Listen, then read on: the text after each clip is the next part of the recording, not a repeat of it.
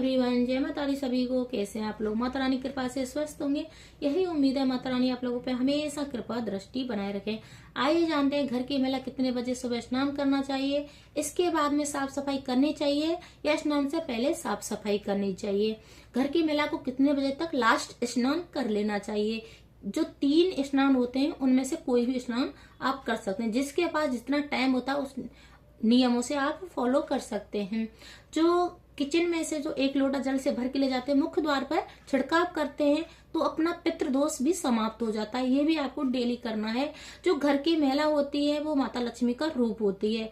सबसे ज्यादा जो लेडीज होती है अपने घर की, वो ही पूजा पाठ करती हैं, और अगर वो पूजा पाठ करती हैं तो अपने घर के ऑरा को तेज करती हैं।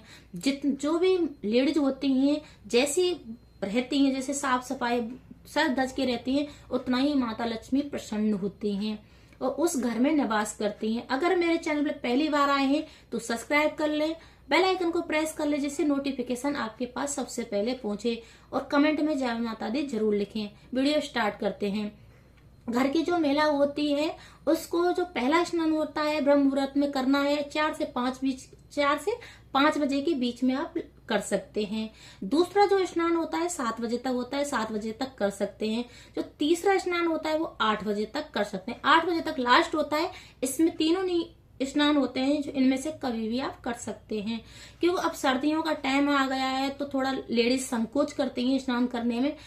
वो सोचती हैं कि धूप निकल जाए तभी स्नान करना है, पर ऐसी बात नहीं है। पहले जो जमाने के हमारे जो बड़े दादी बाबा नानी थे, तो वो पहले बहुत जल्दी स्नान करते थे, ब्रह्म मुहूर्त में स्नान करते थे, और तब नल और कुआं से ही स्नान किया जाता था। तब भी वो बीमार नहीं पड़ते थे। जितना जल्दी स्नान करते हैं उतना ही अच्छा रहता है शरीर के लिए, और कभी भी ठंड भी नहीं लगती है। जितना आप लेट स्नान करोगे उतना ही ठंड पकड़ लेती है। और सबसे मेन चीज होता है, हमें स्नान करने के बाद अपने घर के मंदिर में हम घर के मंदिर को भी पूजा पाठ कर सकते हैं। अपने घर का हमें झाड़ू लगाना है। बोला जाता है घर का झाड़ू भी स्नान करने से पहले नहीं छूना चाहिए, पर आज के दौर में छू लेते हैं। मैं झाड़ू सबसे पहले लगा लेते हैं। जैसा अगर नियमों को फॉलो कर सकते हैं तो आपको झाड़ू भी नहीं लगानी चाहिए। स्नान के बाद झाड़ू लगा सकते हैं। अपने किचन में घुसना है, उस वहां से 1 लोटा जल लेना है जो पीने वाला हो। आरओ का ले सकते हैं या अच्छे नल का अच्छा पानी आ रहा हो उससे लेना है। जाके अपना जो मुख्य द्वार होता है वहां पे जल से छिड़काव करना है। एक बार में गिराना नहीं है, हल्के हाथ से छिड़काव पूरे द्वार पे करना है। छिड़काव करने के बाद सूर्य देव को जल देना है। ऐसे अगर नित्य जो लेडीज करती है अपने घर में, उसकी बरकत हमेशा बनी रहती है और उसका माहौल अपना घर का ऑरा बहुत तेज रहता है। और सबसे मेन चीज होता है कि जितना भी जो भी लेडीज पूजा पाठ करती है, जितना अपने घर का जो लेडीजों पे सबसे ज्यादा भार होता है कि अपने घर का जितना अच्छे से पूजा पाठ करेगी उतनी ही बरकत होती है। तो सबसे मेन चीज है, पुरुष तो सुबह जल्दी जल्दी स्नान करके चले जाते हैं, और जो संडे वगैरह रहता है तो वो करते भी लेट हैं। तो सबसे ज्यादा लेडीज को ही नियम अपनाने होते हैं, क्योंकि वो घर की लक्ष्मी का रूप मानी गई है।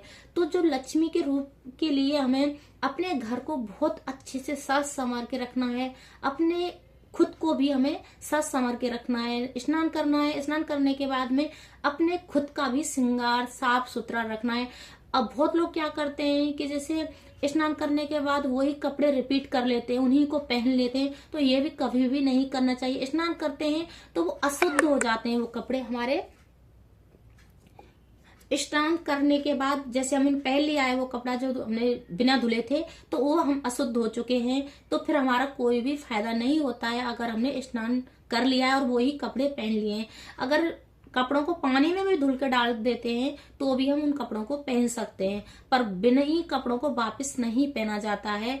और सबसे मेन चीज है, हमें सुबह शाम की जो पूजा होती है, जो लेडीज ज्यादा करती हैं, तो हमें सुबह शाम का स्नान करना होता है। अगर अब सर्दियां आ गई हैं तो शाम का स्नान नहीं कर सकते हैं, तो अगर फ्रेश वगैरह होने गए तो स्नान करना पड़ेगा। नहीं गए हैं स्नान मतलब फ्रेश वगैरह करने तो स्नान नहीं कर सकते हैं, तो कपड़ा चेंज कर सकते हैं और हाथ मुंह धुल के 3 बार मुंह से कुल्ला करके तभी अपने दिया बाती जो भी शाम की जो पूजा होती है उसको कर सकते हैं। बहुत नियम होते हैं। अगर अपने घर को हमें बहुत ज्यादा माता का स्थिर रूप चाहिए तो हमें थोड़े नियमों का पालन तो जरूर करना होता है। तो इसी प्रकार से नियम होते हैं। धीरे धीरे हमारे घर की जो बरकत है वो बढ़ने लग जाती है। और एक बार जो नहीं करता है उनको जरूर करके देख लेना चाहिए। जितना आप सच धज के रहोगे, जितना नहा धो के रहोगे, अपने घर में पूजा पाठ अच्छे से करके रहोगे, अपने घर के जो नियम होते हैं उनको फॉलो करोगे, तो कभी भी उस घर में लड़ाई झगड़ा भी नहीं होता। उस घर में कभी भी जैसे घर का जो माहौल होता है वो खराब नहीं होगा, हमेशा बना रहेगा। पितरों का आशीर्वाद भी मिलेगा, पितृ खुश रहेंगे। हम अगर मुख्य द्वार पर जल का छिड़काव देते हैं, छोटी छोटी टिप्स हैं, अगर ये हमें घर की महिलाओं को ही करनी होती हैं, तो सबसे ज्यादा अगर मेरी वीडियो अच्छी लगे तो लाइक करें, शेयर करें, कमेंट करें, सब्सक्राइब करें। हर हर महादेव कमेंट में जरूर लिखें और ज्यादा से ज्यादा शेयर करें, क्योंकि छोटे छोटे टिप्स हैं, बहुत लोग नहीं जानते, इसलिए मैंने वीडियो बनाया है।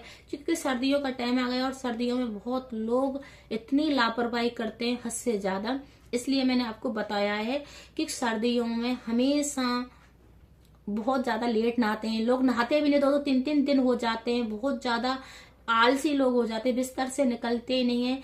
तो नहाना तो भाई डेली चाहिए। अगर घर की जो महिला है, खाना बनाती है, पूजा पाठ करती है, उसको डेली स्नान करके ही पूजा पाठ करना चाहिए। घर का जो दीपक जलाया जाता है, कभी भी बिना स्नान के दीपक नहीं जलाना चाहिए। मतलब छोटी छोटी टिप्स है, इसलिए मैंने आपको बता दिया है। अगर मेरी वीडियो अच्छी लग रही है तो लाइक जरूर करना है। जय माता दी। इससे हमको थोड़ा लगता है कि हमारी वीडियो लोगों को पसंद आ रही है। जय माता दी सभी।